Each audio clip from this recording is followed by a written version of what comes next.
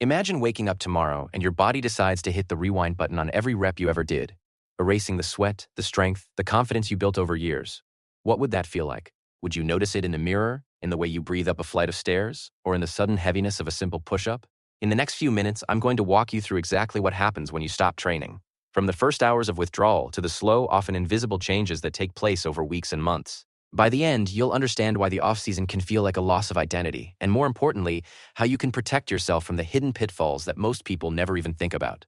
I'm a certified strength coach who spent a decade competing at the highest level, and I've seen athletes go from peak performance to total shutdown in a matter of weeks. I've also helped countless people bounce back after injuries, layoffs, or just a long vacation. The reason this matters is simple. Whether you're forced into a break, recovering from an injury, or just feeling burnt out, knowing what's really happening inside your body can stop the panic, keep you from making bad decisions, and set you up for a smoother comeback. First, let's talk about the very first 24 to 48 hours after you stop moving. Your muscles are still full of glycogen, the stored carbohydrate that fuels high-intensity work. As soon as you stop training, that glycogen starts to dwindle because you're no longer replenishing it with the same amount of carbs and the same level of demand. The result? You'll feel a subtle drop in endurance, a kind of flat, tired sensation that makes even a short jog feel harder than usual. At the same time, your nervous system begins to decondition. The motor units, the nerve fibers that fire to contract your muscles, fire less frequently, and you may notice a slight loss of coordination. That's why, after a few days of no training, you might feel a little clumsier, as if your body has forgotten how to move smoothly. Hormones also take a quick swing. Cortisol, the stress hormone, spikes because your body interprets the sudden drop in activity as a threat to its equilibrium. Meanwhile, testosterone, the hormone that supports muscle growth and recovery, begins to dip.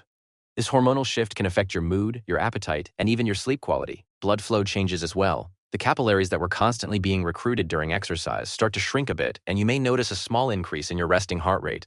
All of these changes happen quietly, often without you even realizing it. Now, move past that first weekend into the first week, and you'll start to see more pronounced effects.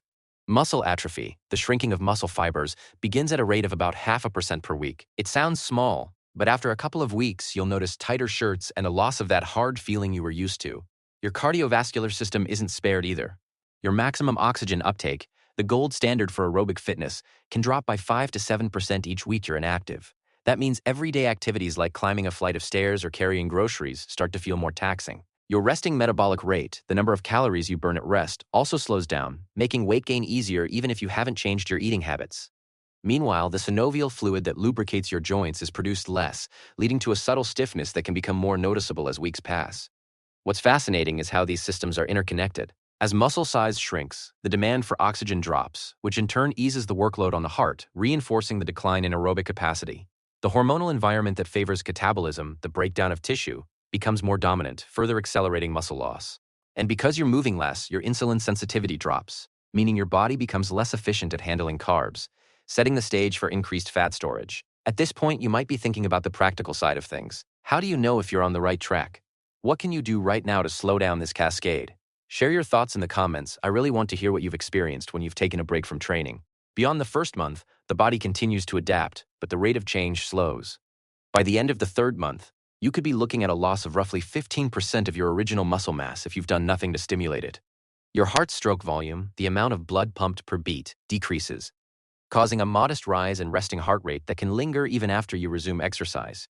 The connective tissue around your joints becomes less pliable, increasing the risk of injury when you finally decide to lift again. And on a psychological level, the habit loops that once made training feel automatic start to fade, making it harder to get back into the rhythm you once had. Understanding these timelines is crucial because it shows that the off-season isn't just a mental break, it's a physiological shift that can have lasting consequences if ignored. The good news is that each of these changes is reversible, but the speed and ease of reversal depend on how you approach the comeback.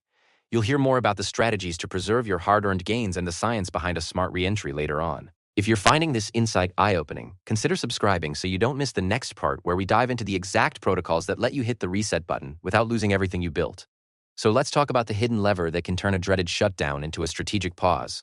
Most people assume that once you stop moving, everything you built simply melts away like ice in the sun. The truth is a little more nuanced.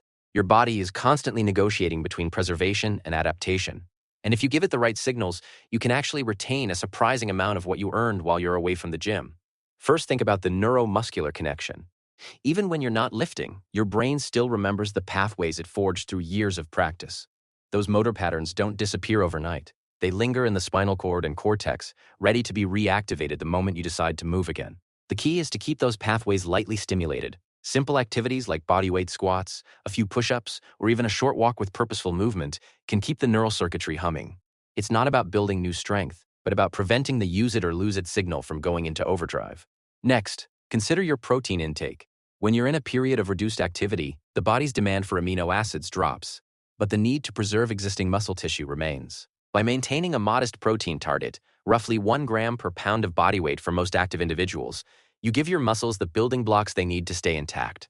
Pair that with a slight calorie adjustment. You don't have to slash your intake dramatically, but trimming a few hundred calories can help offset the slower metabolism that comes with less movement. Think of it as fine-tuning your fuel supply so you don't end up storing excess fat while you're in a low-output mode.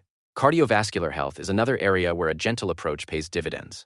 The heart is remarkably adaptable, and a few minutes of low-intensity cardio each day can blunt the decline in stroke volume that typically follows a break. Activities like brisk walking, light cycling, or even a steady-state jog for 10 to 15 minutes keep the blood moving, maintain capillary density, and preserve a healthier resting heart rate. The goal isn't to chase a new personal record, but to keep the circulatory system engaged enough that when you return to higher intensity, the gap isn't as wide. Now, let's address the hormonal roller coaster. When you stop training, cortisol, your stress hormone, tends to climb, while testosterone can dip. This shift can make you feel more fatigued and less motivated.